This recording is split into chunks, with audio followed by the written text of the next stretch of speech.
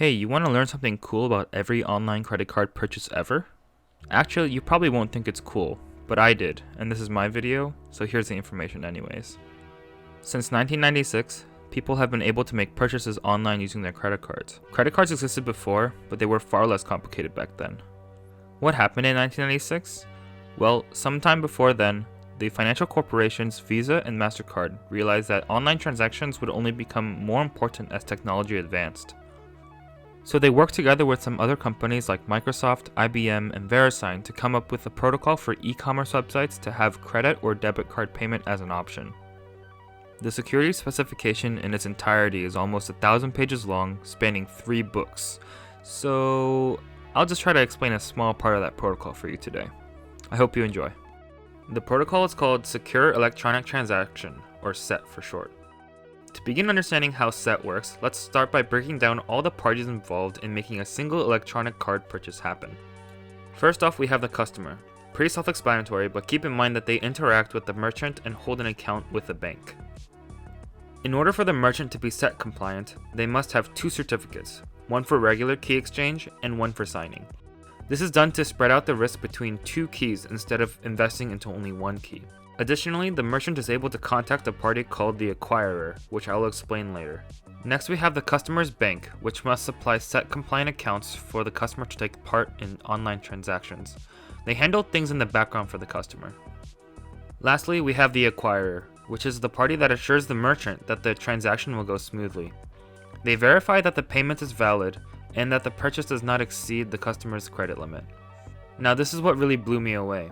The acquirer is the one that pays the initial payment for the goods sold, and they are refunded by the customer's bank later on. This will make more sense in just a second. Let's jump into the beginning of how all this works. First, the customer needs to open a credit card account with a bank that supports SET. This results in the customer receiving a certificate signed by the bank that states that the bank is willing to operate for that client. Next, the customer browses a website selling goods and services and places an order to the merchant. This is not the final confirmation of an order, but just lets the merchant know that, hey, this customer would like to buy these items. This is all done on top of TLS, by the way, so you don't need to worry that eavesdroppers will know all the items you buy online.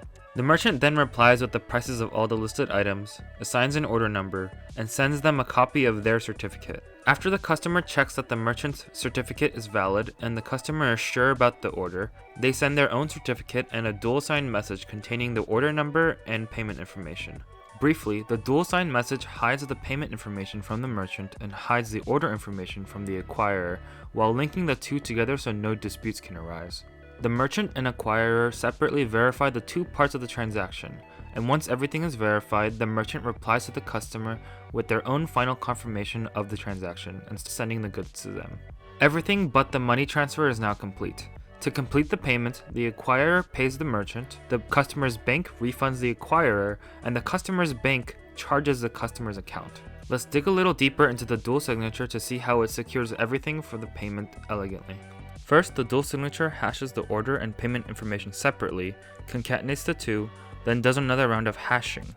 This is then signed using the customer's private signing key, authenticating the signature. The beauty of the dual signature is in the verification process. For example, the merchant is given the order information, the dual signature, and the hash of the payment information. They are now able to verify the signature by hashing the order information themselves, concatenating it with the given hash of the payment information, hashing the result of that, and finally comparing this value with the decrypted signature to verify that the 2 signatures are the same.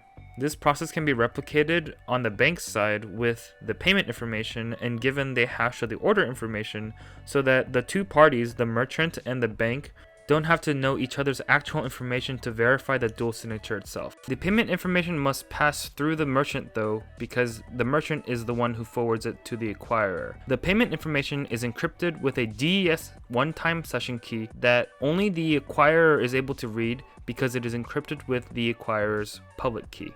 So we can see how the use of this dual signature and DES is able to provide complete confidentiality for the payment information and order information regarding the transaction. Integrity is assured through the use of RSA and the dual signature, and authentication is assured on the basis of the XO9 version 3 digital certificates. During the protocol, there is constant verification of each other's certificates going on. So we can see that SET is able to assure all 3 parts of the CIA security triad. And those are all the parts of SET that I wanted to share with you today. Thanks for watching. I hope you enjoyed learning a little bit about something that maybe not a lot of us think about on a day-to-day basis. Have a wonderful day.